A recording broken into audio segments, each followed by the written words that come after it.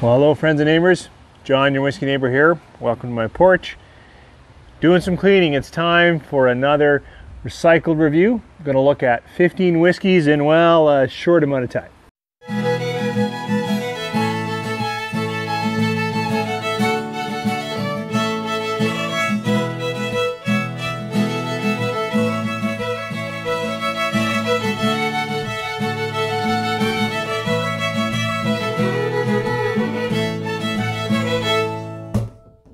All right, thanks for joining me here on the deck.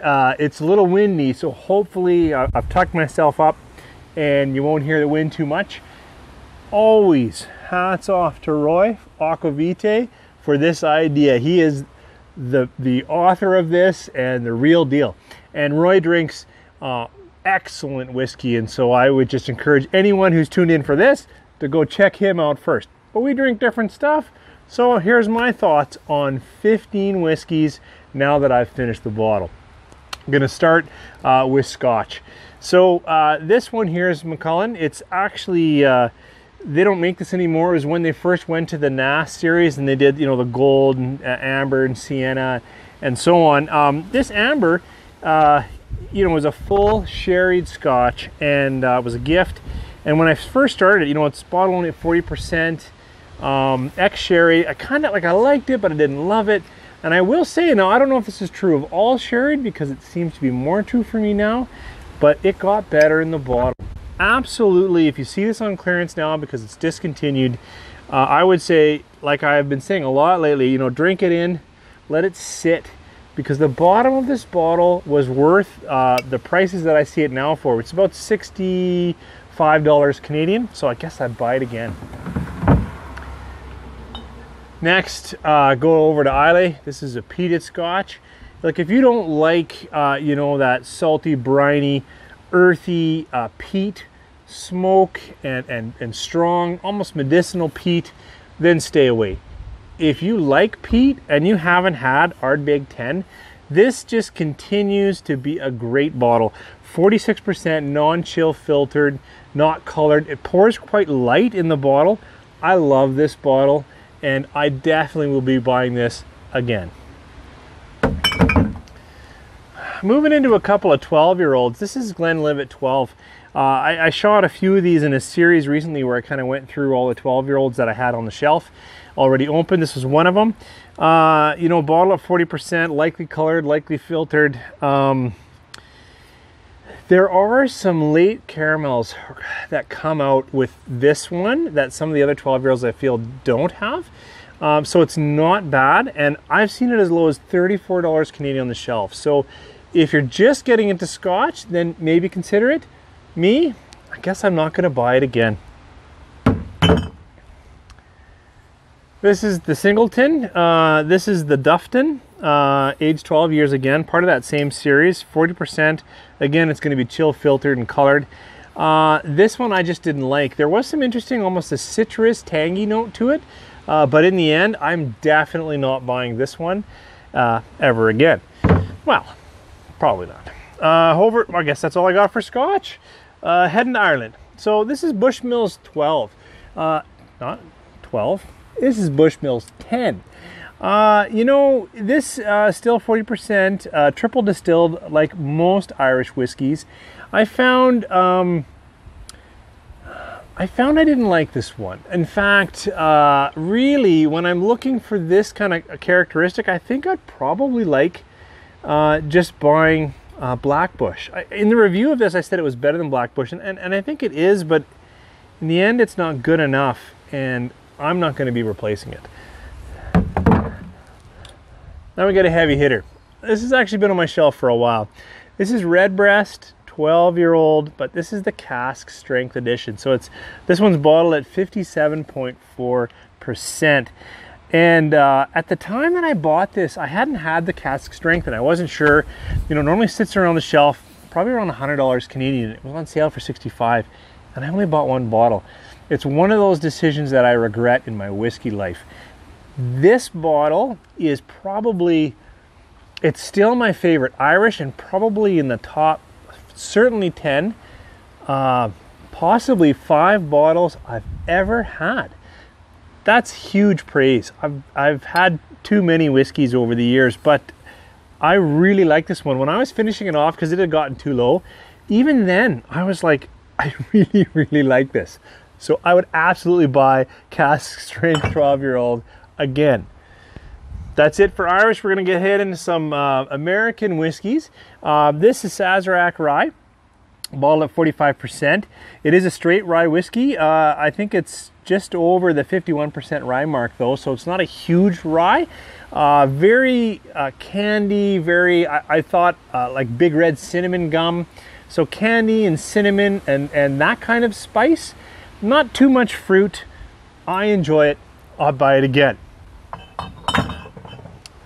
Weller, just the special reserve. This, I don't know why we're fortunate, but here in Alberta, this is always on the shelf, and it's always on the shelf between $34 and $39. So it's not even expensive, and it is like for a year, I have never not seen it in many liquor stores around me. So it's very common here. I know that's different than most people. So what can I say? Is it a good bourbon? Yeah. Is it worth the hype that I hear or see about in some parts of the US? I don't think it is. At 34, 35 bucks, I'd buy it again. Oh, it's a wheated bourbon. It's going to be a little softer in the mouthfeel. All bourbons are fairly sweet. I think if you're just starting out, it'd be a good bourbon to try. This is Jack Daniel's. This is part of the Master Distiller series. It was the number 2, so bottled a little higher, 43%. I think it was honoring, Jess Motlow. You know, this was a little oakier than the regular Jack Daniel's, and I liked it, but I wouldn't replace it, so I'm not buying this again.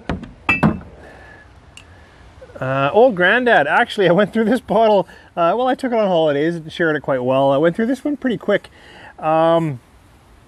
It is a little aggressive. It is high rye mash bill, bottle of 50% because it's bottled in bond.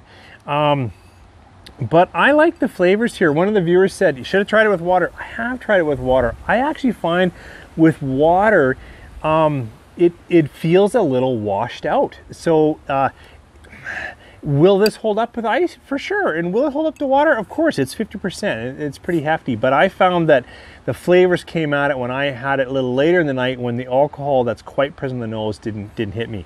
Would I buy it again? Not for a while. It's not bad though. I'm not replacing it quickly.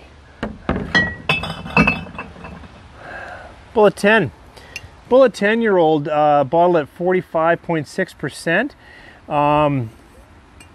You know, for the price, I'm not going to be replacing it. It is aggressive, again, a higher rye bourbon, but I found that I probably enjoy the Bullet, just a regular Bullet, almost as much if I'm looking for that fairly aggressive taste. And so I'll buy that again when I see it go on sale, because it often does. Saw it again, $11 off. I think we're sitting at 29 bucks again, and that's a really good deal. This doesn't go on sale, and it's better, but not good enough. I'm not buying it again. That's it for bourbon. We're heading it down into Canadian. I hope I'm keeping my timelines tight.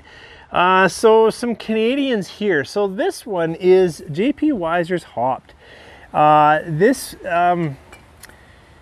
was a odd bottle. I've been having a fair amount of hopped whiskey over the last year or so, and when I first opened this up, and even when I got to reviewing it, I kind of liked the sugar and the flavors that were coming on here. But I don't know, like almost just after I shot the review, this bottle went wild. It became, to me, it was like, you know, if you're eating an apple pie and there's syrup at the bottom, I mean, it's really good, and you've got some ice cream scooping on there, but it became that kind of sweet, that kind of, yeah, there were baking spices and cinnamons and flavors in there, but it was so almost chemically sweet that in the end, I could hardly finish this bottle, so I will never buy it again.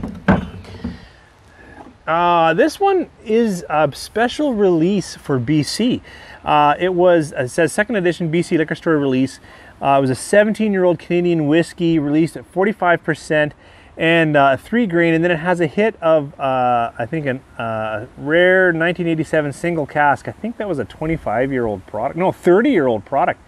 When I first had this, I did not like it.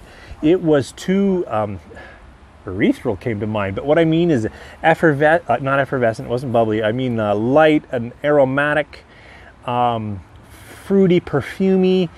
I could get corn sweetness out of it, not much else, just really didn't excite me. This one absolutely improved in the bottle. At least, well, for me it really did. Not till late, because I kind of went into it and then I left it alone. When I came back to it, I recognized right away, hey, this is a high wood product. I'm really getting to know that characteristic light and quite sweet, but I began to get at some of the layers in here, and I will say it never became a favorite, but it became much better, and absolutely a bottle that if I saw it again, I would consider buying it again. It got better. All right, another hopped whiskey, another Canadian. This is a unique craft bottle. It's from Okanagan Spirits in Vernon in the Okanagan. It bottled at 42%. It's BC hopped whiskey. This one I kind of liked it up front, and then, you know, it never got that chemically that the Weiser's hop got there, but it got a bit of a bubblegum note or something to it. I can even catch it on the nose now. That in the end just turned me off. So I'm afraid that if I was in the store and I saw it on the shelf, I wouldn't buy it again. Well, we're down to the last bottle, and you won't even recognize the last bottle really. I mean, you'll recognize it as a lot 40 because of this, but it could be any of the lot 40s, right? Because I have removed the label. But I will tell you that this is actually the 12-year-old cask strength, and I took the copper label off. I sent it to a whiskey tuber with the samples, and the lot 40 cask strength 12-year-old is a gorgeous whiskey.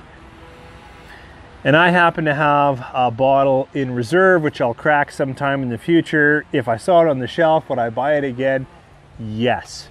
Any of you out there, even if you don't like, well, no, if you don't like rye, I guess don't buy it because you won't enjoy it. But this was a monster bottle, and I think it really turned a lot of people's attention to Canadian whiskey.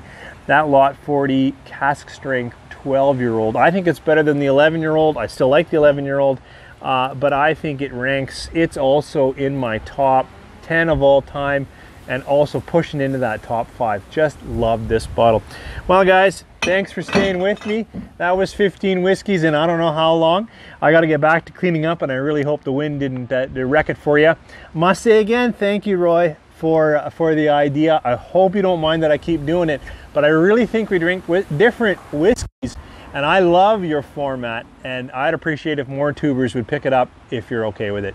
Guys, you have a great summer day.